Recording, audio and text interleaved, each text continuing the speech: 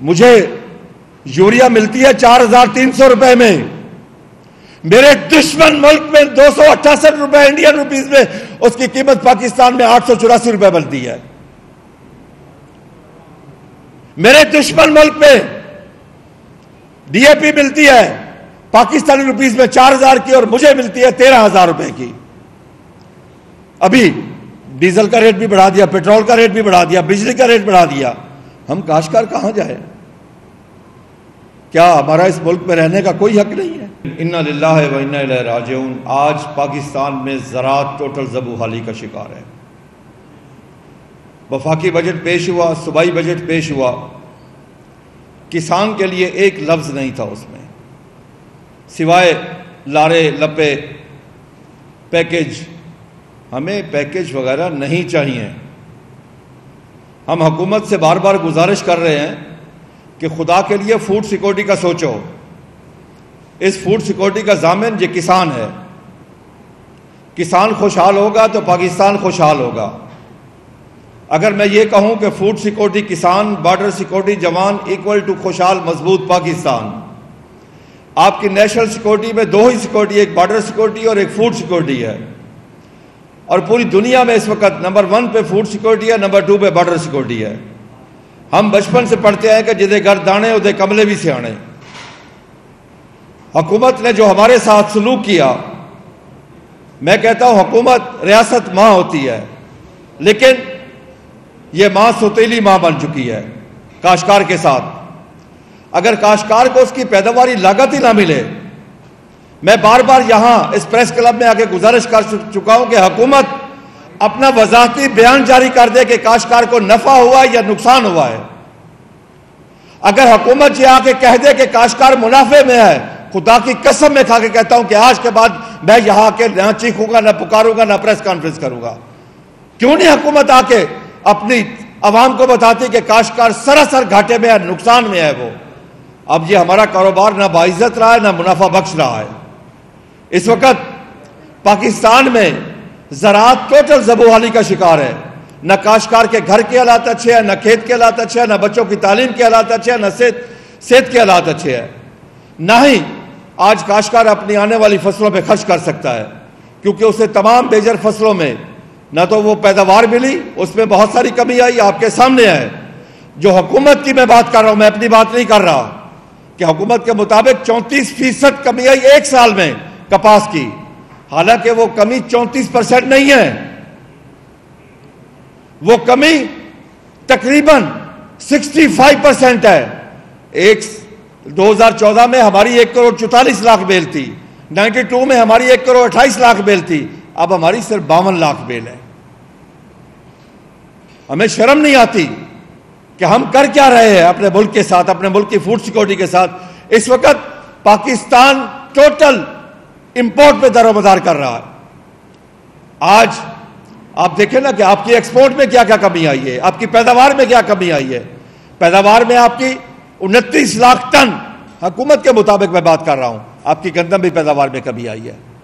15% آپ کی مکئی کی پیداوار میں کمی آئی ہے. پچھلے سال آپ کے آم کی پیداوار میں 15% کمی آئی ہے. کنو کی پیداوار میں 50% کمی آئی ہے. چاول کی پیداوار میں 15% کمی آئی ہے. تو اوورآل آپ کتنے منیمم میں ڈر کے کہتا ہوں 10% مائنس میں ہیں، -10 پہ ہیں ہم اس وقت. پھر ایکسپورٹ کو دیکھ لیں کہ ایکسپورٹ میں ہمارے ساتھ کیا ہوا ہے. کہ ایکسپورٹ میں میں آپ کو گورنمنٹ کے ایگزیکٹ فگر بتاتا ہوں جی. اگر آپ چاول کو لیں تو 15% ہماری چاول کی ایکسپورٹ میں اس سال کمی آئی. پچھلے سال مکئی میں 86% کمی ہے. اسی طریقے سے پیاز میں 48%، آلو میں 4%، اور آم میں پچھلے سال کوئی 18% کمی آئی ہے. اور اس سال آم کی فصل ہی نہیں ہے. اس سال ہمارے جو آم کی فصل ہے وہ 75% ڈیمیج ہو چکی ہے اس وقت، کیونکہ کاشتکار کے پاس خرچ نہیں ہے. کاشتکار پیسہ خرچ نہیں کر سکتا. میں بار بار یہاں کے کہتا ہوں کہ ہماری تمام فصلوں کا جو انجن ہے وہ گندم ہے. اگر گندم کے پیسے آئیں گے تو کاشتکار اگلی فصلوں پہ خرچ کرے گا. اگر ہمیں 2 سال پہلے گندم کے پیسے ملے تو ہم نے آپ کو گروتھ دی 6.25. اگر پچھلے سال گندم کے پیسے نہیں ملے تو گروتھ آ گئی 0.56 پہ. اور یہ گروتھ کیا ہے؟ یہ ایگریکلچر کی نہیں ہے، یہ لائف سٹاک کی وجہ سے ایگریکلچر کی -10 پہ ہے. کوئی انکوائری ہوئی؟ کوئی سیریس میٹنگ ہوئی؟ کہیں پہ کاشتکاروں کو بلایا گیا؟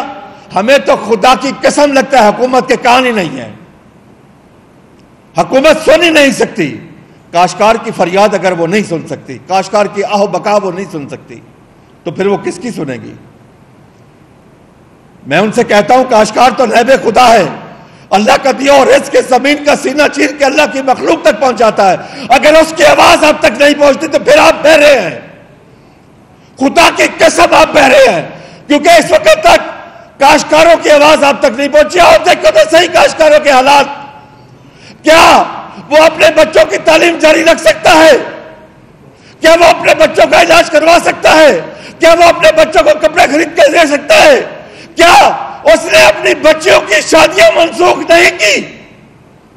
اگر اس حالات میں بھی اس کی بات نہ سنی جائے تو کیا وہ کہنے پہ حق بجانب ہوگا کہ میں مجھے پاکستانی تسلیم نہیں کیا گیا؟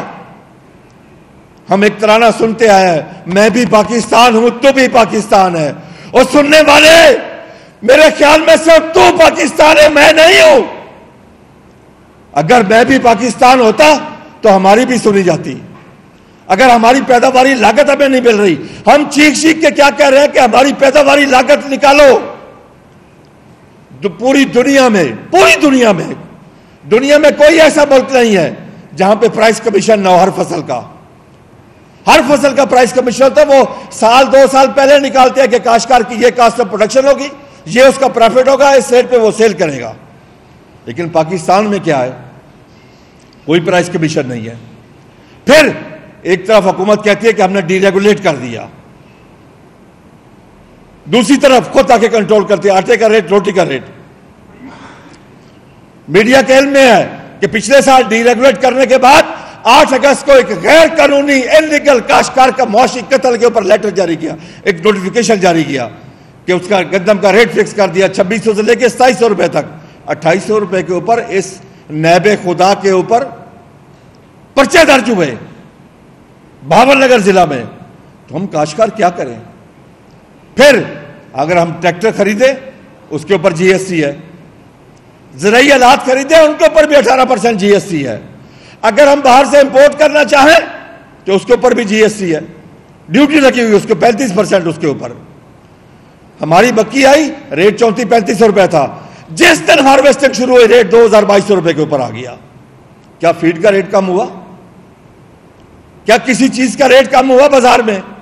تو کاشتکار کے ساتھ ظلم کیا ہے؟ کیا دنیا پاگل ہے جو ہر فصل کا ریٹ نکالتے ہیں؟ وہ ہر فصل کا کاسٹ آف پروڈکشن نکالتے ہیں. کیا ہمارے پاس کاسٹ آف پروڈکشن میں دنیا کے ساتھ لیول پلینگ فیلڈ ہے؟ مجھے یوریا ملتی ہے 4300 روپے میں، میرے دشمن ملک میں 268 روپے انڈین روپیز میں اس کی قیمت پاکستان میں 884 روپے بنتی ہے. میرے دشمن ملک میں ڈی اے پی ملتی ہے پاکستانی روپیز میں 4000 کی اور مجھے ملتی ہے 13000 روپے کی. ابھی ڈیزل کا ریٹ بھی بڑھا دیا، پیٹرول کا ریٹ بھی بڑھا دیا، بجلی کا ریٹ بڑھا دیا. ہم کاشتکار کہاں جائیں؟ کیا ہمارا اس ملک میں رہنے کا کوئی حق نہیں ہے؟ کیا ہمارے بچوں کا کوئی حق نہیں ہے کہ ہمارے بچے تعلیم حاصل کر سکے، اچھے کپڑے پہن سکے، اچھا کھانا کھا سکے، اپنا علاج کروا سکے؟ ایک باپ جس کے گھر جوان بیٹی بیٹھی ہے وہ اپنی بیٹی کے ہاتھ پیلے کر سکے، اس میں تو آپ نے سکت ہی نہیں چھوڑی. یہ کون سا بے نظیر انکم سپورٹ پروگرام؟ دنیا میں ایسے پروگرام ہے؟ بھائی اپنے لوگوں کی کیپیسٹی بلڈ کرو، غربت نکالو. آپ تو سطح غربت سے کتنے % نیچے جا چکے ہیں اب؟ اور وہ جانے والے کون ہیں لوگ؟ وہ کسان ہیں، کسان کے بچے ہیں جن کے گلے جو ننگے، جسم پہ قمیض نہیں ہوتی، پاؤں میں جوتا نہیں ہوتا، کھانے کے لیے مرچوں کے ساتھ روٹی کھا رہے ہوتے ہیں، لیکن آپ کے لیے وہ اگا رہے ہوتے ہیں. آپ کے لیے ہر چیز اگانے والا، وہ گوشت ہو، وہ دالیں ہوں، وہ سبزی ہو، وہ گندم ہو، وہ کپاس ہو، چاول ہو، فروٹ ہو، ہر چیز اگا کے دینے والے کو پینڈو اور گوار کا لقب دیا جاتا ہے. اسے عزت کی نگاہ سے دیکھا ہی نہیں جاتا پاکستان میں. یہ جو امپورٹ ایکسپورٹ کا ڈیفیسٹ بڑھ رہا ہے، 348% کپاس کی امپورٹ بڑھ گئی ہے پاکستان میں. وجہ کہ اگر میں پاکستانی کاشتکار اپنے ملک، پیارے ملک پاکستان میں، جس کو ہم نے کلمے کے نام پہ بنایا تھا کہ پاکستان کا مطلب کیا؟ لا الہ الا اللہ، جو اسلامی جمہوریہ پاکستان ہے، اگر اس کا کاشتکار خود کپاس اگاتا ہے تو اس کے اوپر 18% جی ایس ٹی ہے، کھل کے اوپر جی ایس ٹی ہے، بجوڑے کے اوپر جی ایس ٹی ہے. اگر امریکن کاشتکار جہاں پاکستان میں بھیجے تو 100% ٹیکس فری ہے. میں پوچھتا ہوں حکمرانوں سے، کیا تمہیں ووٹ امریکن کاشتکار نے دیے تھے یا پاکستانی کاشتکار نے دیے تھے؟ کیا پاکستانی کاشتکار کو خدا کے لیے اس طرح ذبح مت کرو.